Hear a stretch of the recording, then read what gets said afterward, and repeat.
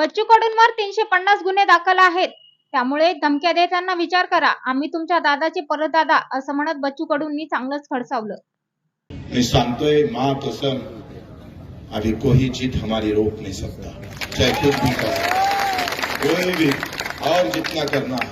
मैं सांतोय मां कसम, अभी कोई जीत हमारी रोक नहीं सकता, चाहे कुछ भी करे कोई भी, और जितना करना है. आम्ही पाहतो आता आमच्या राजकुमारवर हल्ला केला भाजपवाल्यांनी. एका इकडे हिंदुत्व सांगायचं आणि हिंदू मध्ये कपडे फाडण्याचं काम करायचं. काल परवा खल्लारले झालेली घटना आहे. जे काही खुर्च्या फेक्या झाल्या असेल त्याला काही आम्ही समर्थन देत नाही, पण ते खरं आहे का खोटं आहे एकदा ते तपासणं गरजेचं आहे. निवडणूक पाहून जर तुम्ही काही कारनामे करत असाल आणि पुन्हा आम्ही पाहतोय ही रंगलेली लढाई वेगळ्या रंगात होऊन जायचं असाल तर मित्र त्याची तपासणी होणं फार गरजेचं आहे.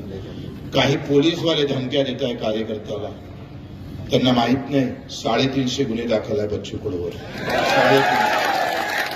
4 गुन्ह्यात आम्ही 4 वर्षाची सजा सुनावली. वरच्या कोर्टात गेलो नसतो तर जेलात राहिलो असतो. धमकी देताना विचार करा. आम्ही तुमच्या दादाचे परदादा आहे, लक्षात ठेवा.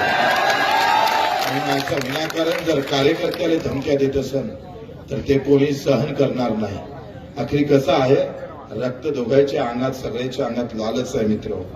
आणि म्हणून आम्ही पाहतोय हे काय आणलं